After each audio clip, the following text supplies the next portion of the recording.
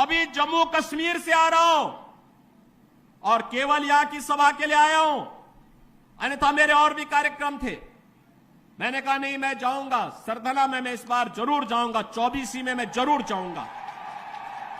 और बहनों भाइयों, मैं इसीलिए आया हूं आपसे कहने के लिए, जो लोग गुमराह कर रहे हैं उनके गुमराह में आने की आवश्यकता नहीं।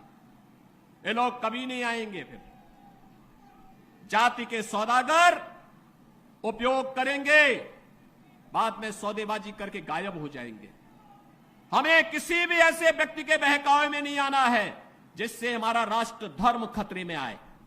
याद रखना, इस देश के राष्ट्र धर्म को हमेशा खतरा जब भी आया है, इन्हीं लोगों के कारण आया है जिन्होंने जातीयता के आधार पर समाज के सामाजिक ताने बाने को छिन्न भिन्न किया है, हमेशा छिन्न भिन्न किया है।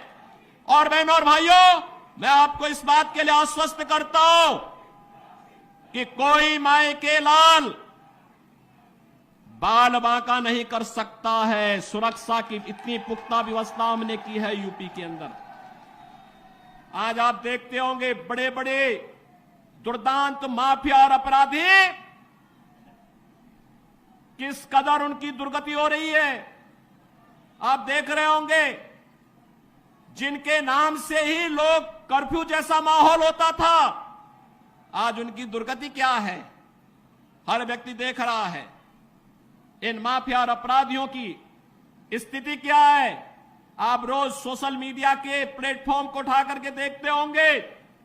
एक दुर्दांत माफिया ऐसा भी था, बहनों और भाइयों, जब वह समाजवादी पार्टी की सरकार के समय चलता था तो मुख्यमंत्री हो या मुख्य न्यायाधीश, इन सब के काफिले रुक जाते थे और माफिया का काफिला निकलता था। और जब हमने कार्रवाई की उस माफिया के खिलाफ और उसको रगड़ करके कोर्ट के सामने प्रस्तुत किया तो उसकी पैंट गीली हो गई थी,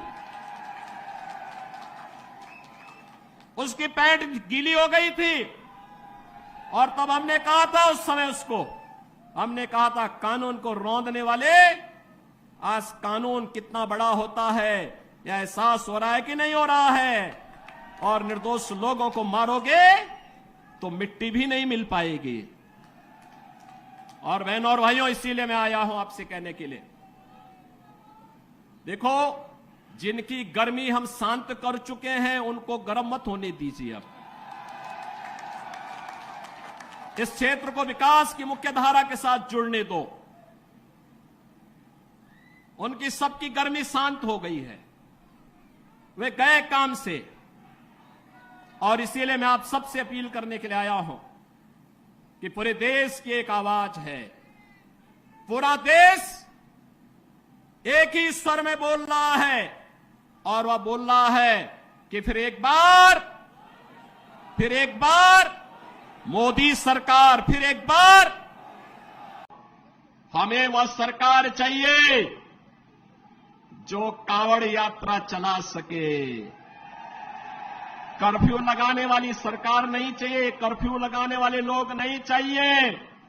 हम लोग इस बात को ध्यान में दें, जो लोग कर्फ्यू के पक्षधर रहे हैं, दंगा पॉलिसी जिनकी इस पूरे क्षेत्र में यहां के निर्दोष नागरिकों पर झूठे मुकदमे दर्ज करके यहां के नौजवानों के जीवन को जिन लोगों ने निगलने का काम किया था, उन लोगों को कभी माफ करने की आवश्यकता नहीं। जो ये लोग आए होंगे तमाम प्रकार की बातें कहने के लिए आए होंगे। बहनों और भाइयों, मैं आपसे एक बात और कहना चाहता हूं। आपने महाराणा प्रताप का जीवन देखा होगा। महाराणा प्रताप, जब महाराणा प्रताप की बात होती है तो भारत के स्वाभिमान की बात होती है, भारत के सम्मान की बात होती है। स्वधर्म और स्वराष्ट्र के लिए कैसा बलिदान चाहिए।